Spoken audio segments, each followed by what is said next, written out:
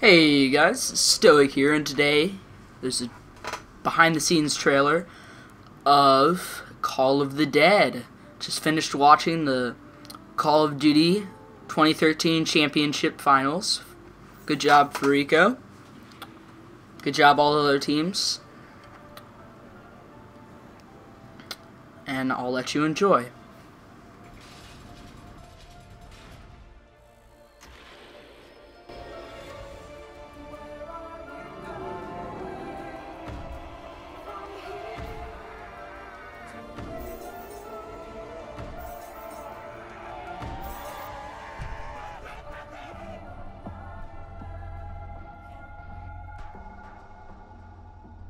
It was a challenge to try and capture something as iconic as Alcatraz.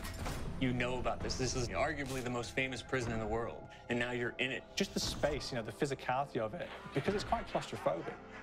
When modern-day prisons are designed, they really consider not intimidating people or making the spaces, as least stressful as possible. Well, Alcatraz didn't suffer from those restrictions.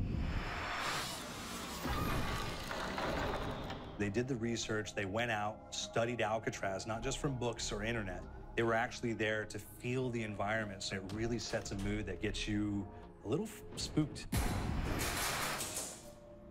Well, we kind of started with the base layout of Alcatraz. The entire island we ended up roughing out in kind of a white box form, and then figuring out what play spaces we wanted to use out of that, what would be the most interesting areas to play in, and the connections between spaces, and spaces that the public doesn't necessarily get to go into. We really did a lot of pushing to really enhance that psychological horror aspect that we're really looking for. And this is a really good opportunity to really tell something special.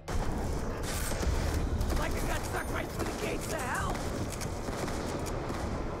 This time around, I feel like it's been identified that there are these side missions that you're going to go out and try to accomplish. Al and the rest of the groups put together this escape plan, but the point is to get the parts and assemble this plane so they can get off the island. We did something new for the first time. We have actually contextual music that goes off. So that's a first for zombies. And it's all based around this horror thriller aspect. Every location will have a specific stinger that you hear when you find it, when you discover it, when you start unraveling the story. We start building on the music that you're hearing, and it's really enhancing that experience and going along with it in parallel.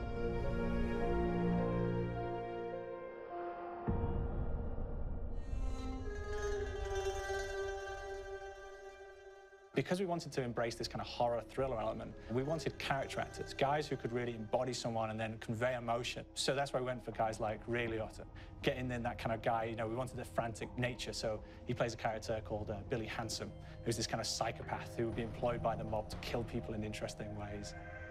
Chaz Palminteri, he plays a guy called Sal DeLuca, an old mob boss. Michael Madsen playing Finn O'Leary. He's kind of worked himself from the floor, from the streets. He's got his hands dirty in the blood and the guts a couple of times.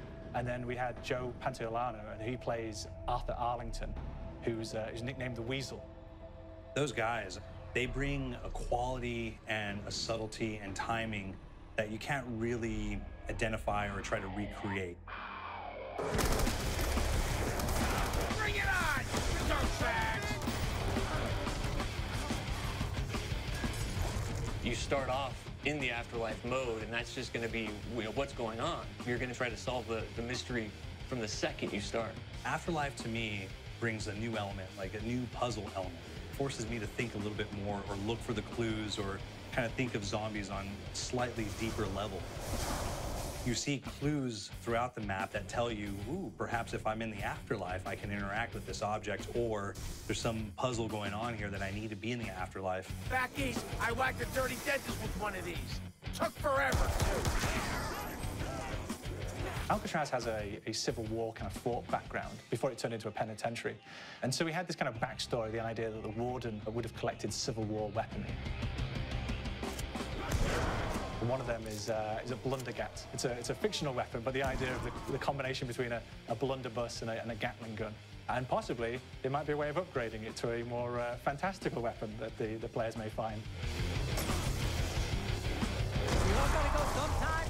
You just went now.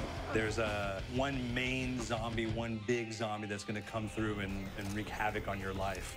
He'll lock down the perk machine, he'll close down the box, so you have to pay to get that open again. So you don't want him to interfere with your process. Now's a good time to pick a fight. It's a fun challenge. It keeps things moving forward. In terms of perks, we have a new perk called Electric Cherry. When you reload, it gives a shock around you, which scales over time. I was asking for it, greaseball. There is so much to experience in this map.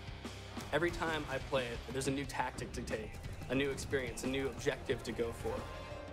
But there's also this layer of things that we aren't exactly exposing to the players right off the bat and will need to be discovered. Don't let me go. Is it the calling we hear? We've got the undead in there, we've got these historical elements, and these fantastic actors all seem to be with peace with each other in this kind of same world. So it's magical, and our team is incredibly excited by it. Is it the calling?